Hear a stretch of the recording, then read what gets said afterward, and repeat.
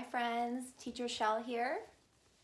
I miss you guys a lot and I hope you are having a good time at home with your family, listening to your parents or whoever else is watching you. And the teachers and I will see you very soon. In the meantime, I wanted to read you some stories. And the first book today is Paddington Bear at the Circus. For our letter of the week, letter P. Papa, P. I hope you can see it, and I'll move it a little closer too. Okay.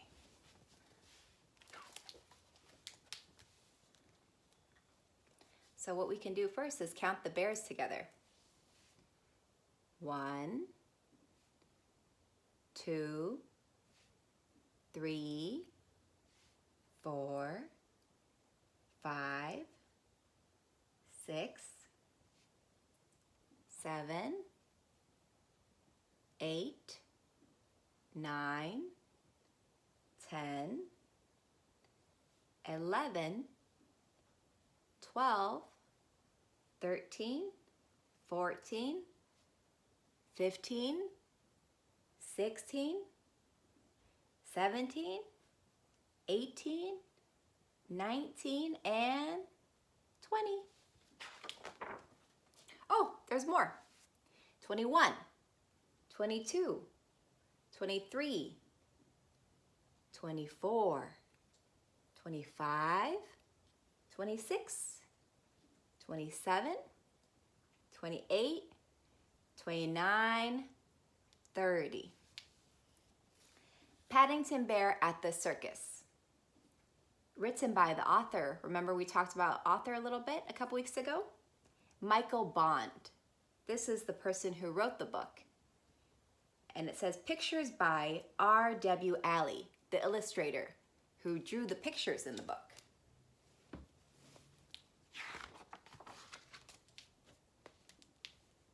I'll try to zoom in on the pictures so that you don't see the text so much, since I'll just be reading the text. One morning, Paddington was doing his shopping in the market when he saw a very tall man with a pointed hat and baggy trousers. The man was putting up a poster, and he was so tall he didn't even need a ladder to reach the top of the billboard. The poster showed a huge tent, decorated with colored lights, and across the middle were the words, "See the world's greatest circus. One night only." Paddington rubbed his eyes several times in order to make sure he wasn't dreaming.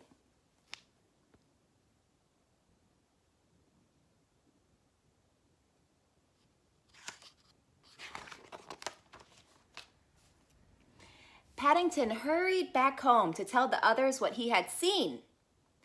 "The world's greatest circus," repeated Jonathan, giving his sister a wink. "Are you sure?" "It's for one night only?" exclaimed Paddington.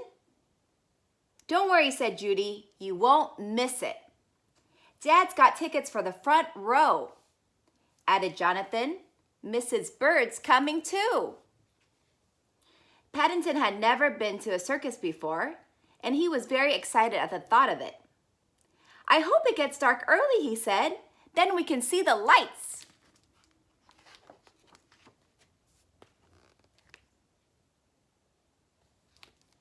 Oh, what's that? Paddington's wish came true.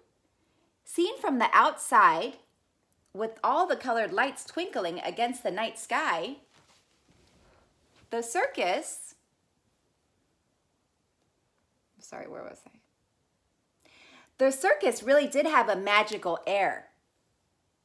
"Hurry, hurry, have your tickets ready," called a voice. "The show's about to begin." "It's the man I saw this morning," whispered Paddington. "The very tall one I was telling you about." "That's one of the clowns," said Judy. "He really isn't that tall," began Jonathan, but Paddington couldn't wait. He could hear a band playing and he was already hurrying on ahead to the circus.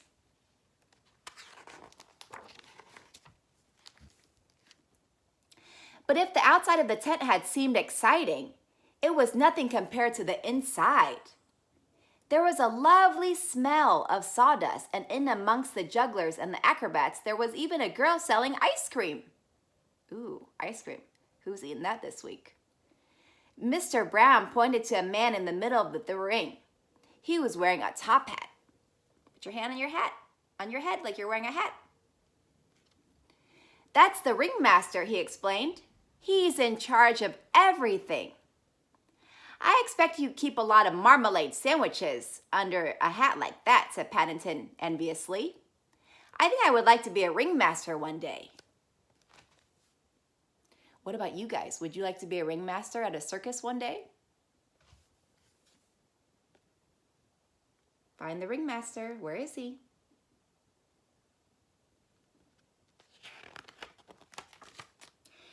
Just then, the tall clown entered the ring.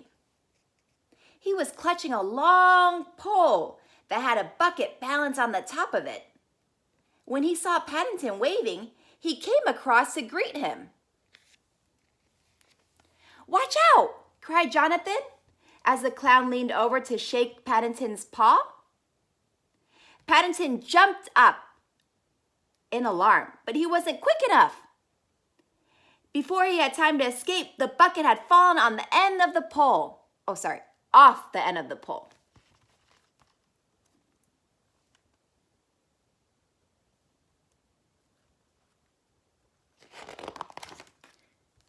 Luckily, it was tied on with string and it was empty, so Paddington didn't get wet. "Clowns are full of tricks," said Judy.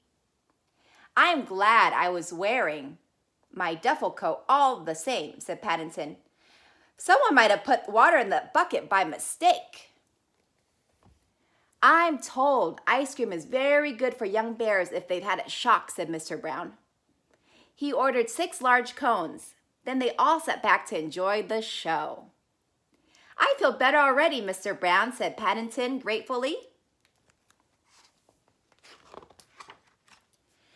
Paddington had hardly started on his ice cream when he had yet another shock.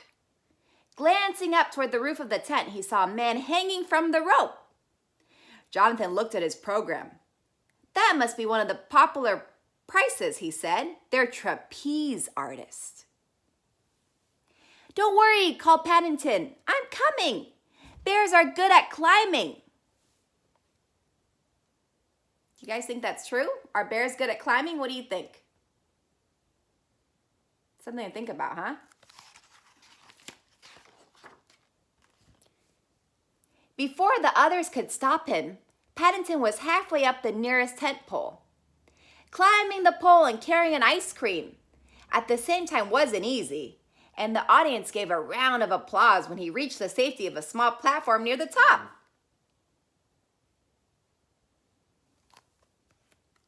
Paddington was about to take a bow when, to his surprise, he saw a man coming toward him on a bicycle. "I don't think you're supposed to bring your bicycle up here, Mr. Price," he exclaimed. Ooh, what's going on there?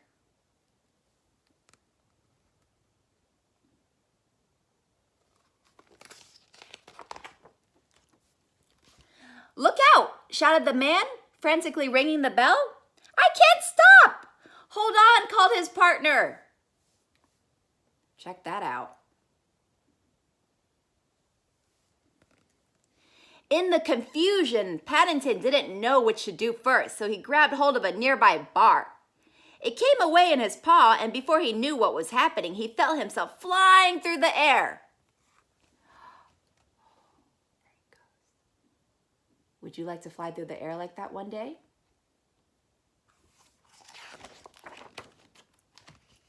The audience thought Paddington was part of the act, and they clapped louder than ever. Then a gasp went up as he missed the platform on the other side of the tent and began swinging backward and forward in mid-air. "Oh dear," said Mrs. Brown. "Whatever will he do now?" "I shouldn't worry," said Mrs. Bird. "Bears usually land on their feet." But even Mrs. Bird went quiet as Paddington's swings got slower and slower until finally he ended up hanging over the middle of the ring.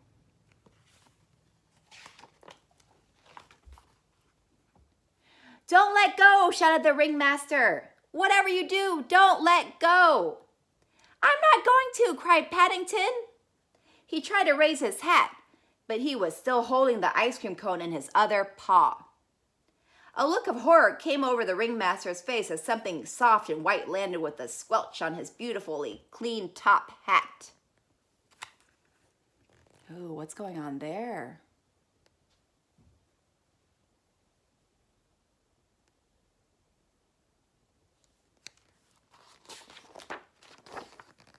Help! Cried Paddington. I've changed my mind. I can't hold on much longer.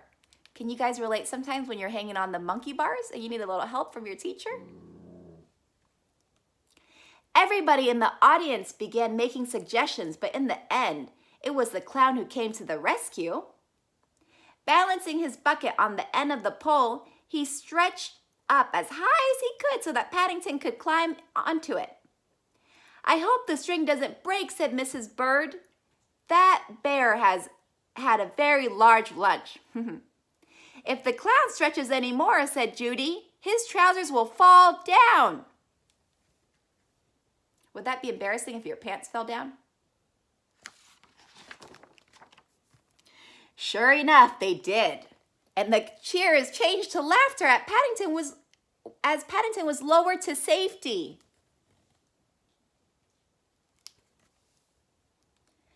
Funniest act I've seen in years, shouted a man near the Browns. More, more.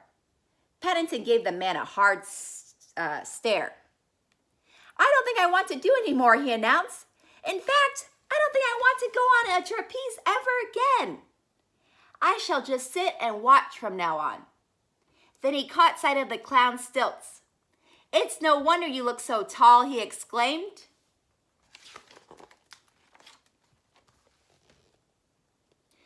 Paddington didn't think anything more could happen to him. But at the end of the evening, the ringmaster presented him with another ice cream and insisted he take part in the grand parade. After all, he said, you were the star of the show. Look at that guy there.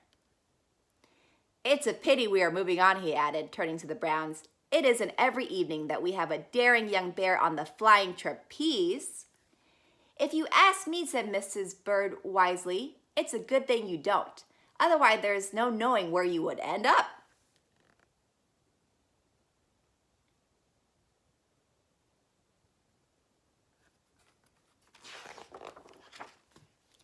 Later that evening, when the Browns said goodnight to Paddington, they found him standing on the box seat by his bedroom window.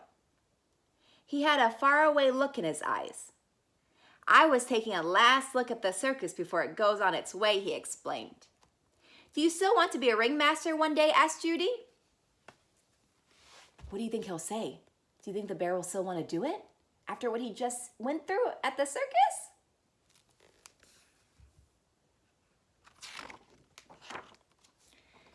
Paddington climbed into bed and tested his sheets carefully to make sure he was safely tucked in before answering.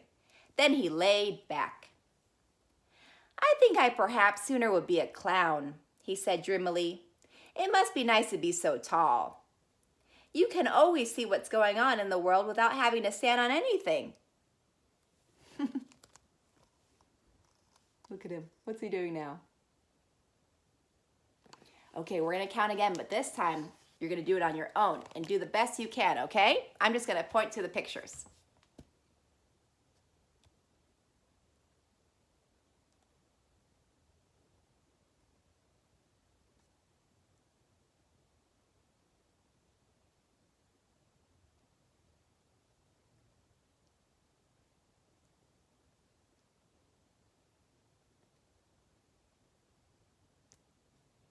How many did you count? Did you count this much? Or this much? See, there might be a little more. Oh, there is. Are you ready for a challenge? Okay, let's keep counting. After 10 comes...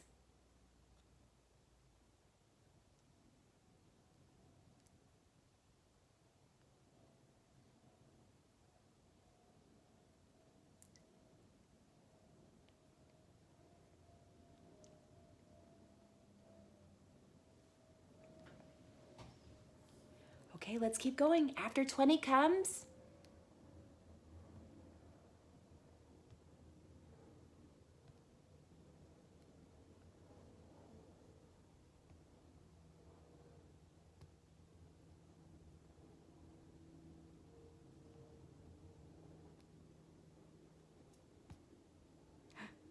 what's that number? Was that 30? Did you help count 30? I hope so. I know you did your best. I believe in you. Okay, thanks for listening, friends. Love you all.